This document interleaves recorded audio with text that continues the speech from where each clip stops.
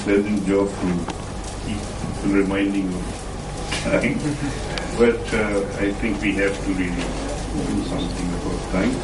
So, but thank you for a very illuminating presentation. Now we have the last presentation of this session, Mr. Jawaharlal from Afghanistan.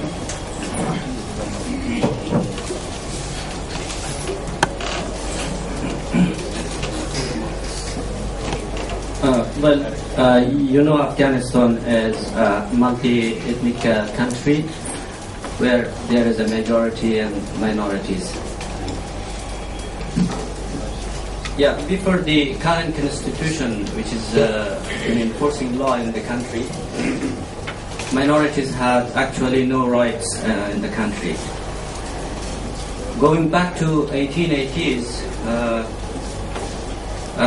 a minority Shia in Afghanistan, because majority is Hanafi, which is a sect of Islam in terms of religion and ideology, was, how can I say, targeted to a mass killing or ethnic cleansing. More than 63% of that minority was terminated and killed. But under the new constitution, which is developed recently, 1940s, the right of ethnic communities or ethnic minorities are guaranteed, they are protected, but there is always an issue of implementation and enforcing the law. In 1990s, when the civil war erupted among the, let's say, between the ethnic communities, so two minorities against each other fought, and again Shia minority was targeted very badly in a massacre in Kabul city of Shar. Number of 4,000, more than 4,000 people were killed, including women and children. And when Taliban came, of course,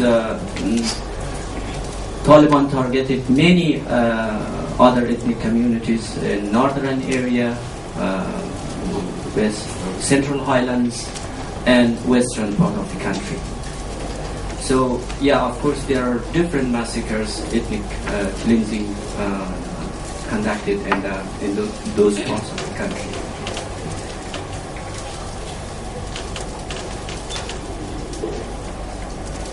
Yeah, recently in 2011, 12, and 2013, same procedures are going on, or same trends has been continuing, and in the other form, nomads who are mainly from the majority tribes or the majority of the country, ethnic community in the country, they are attacking the other minorities, going with, let's say, with their herds and cattle, with a large, very massive numbers, confiscating their agricultural lands as well as pastures. And then recently, thousands of families and people were displaced from their homes and their villages. So, of course, the constitutions protects them in terms of legal framework, but there's these things are not, or the law is not enforced on that issue. Last but not least, Afghanistan has a minority of Hindus who are basically located in main cities of Afghanistan like Kabul, Ghazni, Kandahar, Herat, and Mazar-e-Sharif.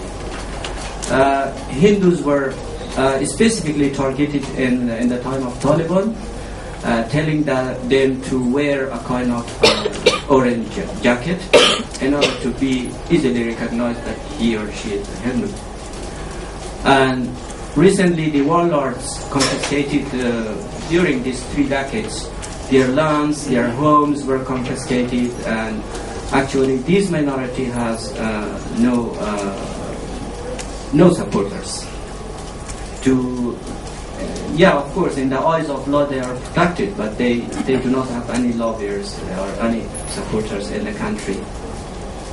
And most recently, sometime a month ago, according to the constitutions, Hindu minority had a seat, an allocated seat in the parliament of Afghanistan, but that was also taken from them.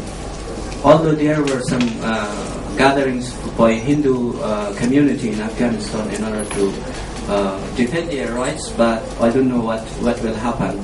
That is the most recent act in Afghanistan against the minority. Yeah, that's it from my side.